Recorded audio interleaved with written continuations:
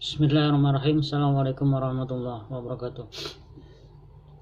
Innal hamdalillah nahmaduhu wa nasta'inu wa nastaghfiruh wa na'udzu billahi min syururi anfusina wa min sayyiati a'malina.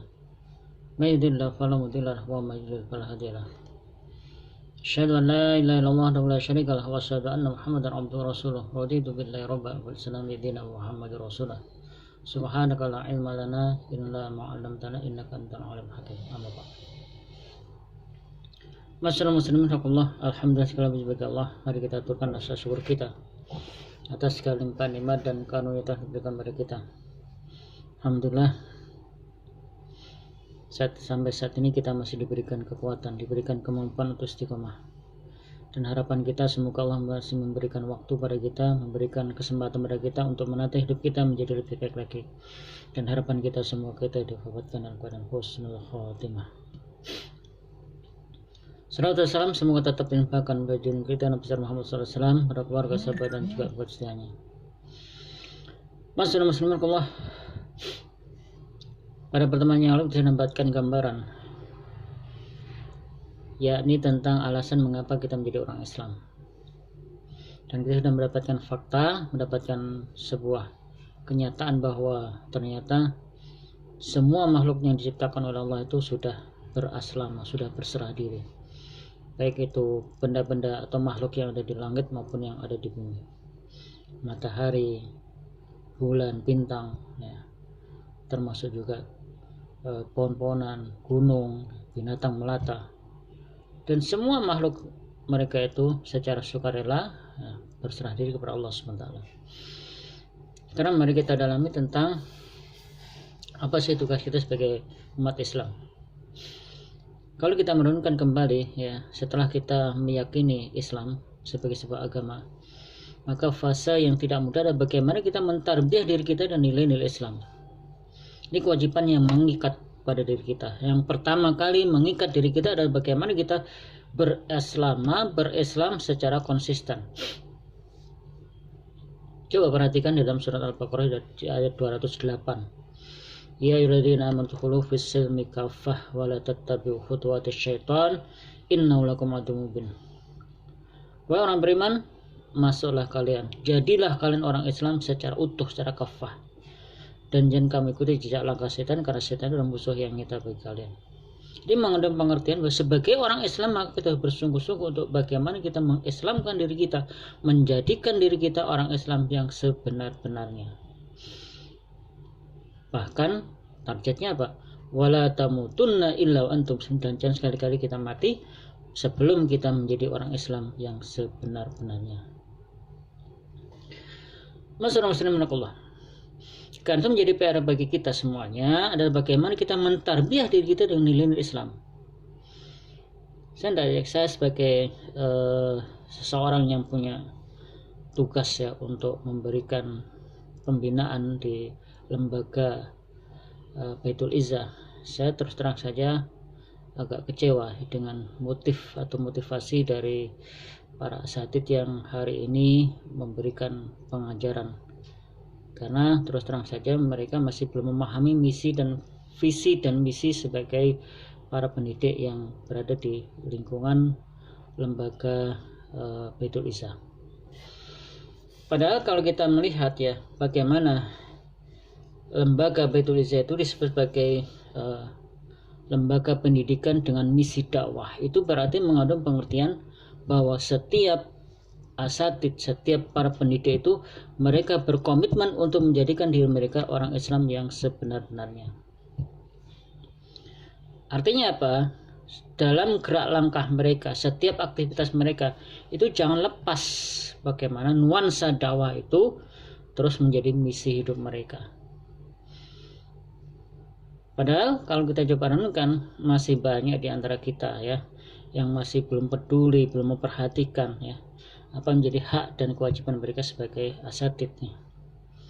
Saya jujur saja ya, setelah saya coba share ya video tarbiyah rutin ini ya, saya melihat ternyata masih banyak dari para asatidz yang tidak mengkaji, tidak melihat. Karena ini saya terus terang saja, saya baru tahu itu ketika saya di-share lewat YouTube.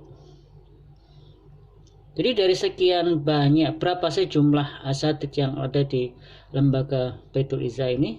Kan banyak sekali.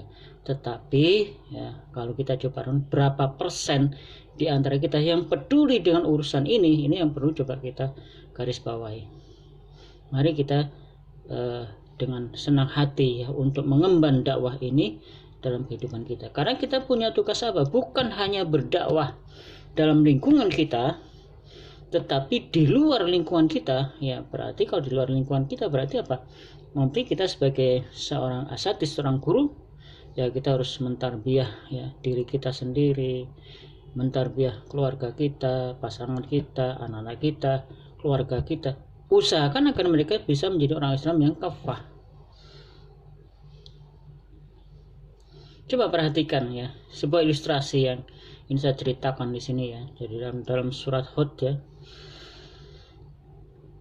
ketika Nabi Nuh itu sebagai seorang Abul Anbiya ya, sebagai ulul azmi ya, sebagai ulul azmi, sebagai seorang rasul pilihan ya, ternyata ketika dia mendapati anaknya, putranya itu tenggelam dengan air bah ya, maka dia mengeluh merintih dan kalimat dia mengadukan kepada Allah ya, Rabbi innabni min ahli. Dia menyeru, wahai Tuhan, sesungguhnya dia itu adalah anakku, dia adalah keluargaku. Tetapi ketika Allah menjawab, qala ya Nuh innahu laisa min ahlik. Ketika Allah menjawab dengan balasan dengan jawaban, wahai Nuh, sesungguhnya dia itu, putramu itu bukan keluargamu. Innahu amalun ghairu sholeh, karena dia tidak beramal soleh. Karena itu barulah dia sadar ya, sebagai orang tua yang punya tugas untuk mentarbiyah, mendidik keluarga, ternyata beliau dalam tanda kutip mengalami kegagalan lantaran apa? Putranya dan juga termasuk istrinya masih belum bisa menjadi anak-anak yang diharapkan, anak-anak yang bisa bersinergi di dalam dakwah. Ini juga berlaku ya bagi para asatidz yang menjadi pengajar, pendidik ya di komunitas kita, di komunitas Baitul Izzah itu punya tanggung jawab moral untuk bagaimana kita mentarbiyah diri kita, keluarga kita untuk menjadi keluarga mawaddah, sakinah, warahmah.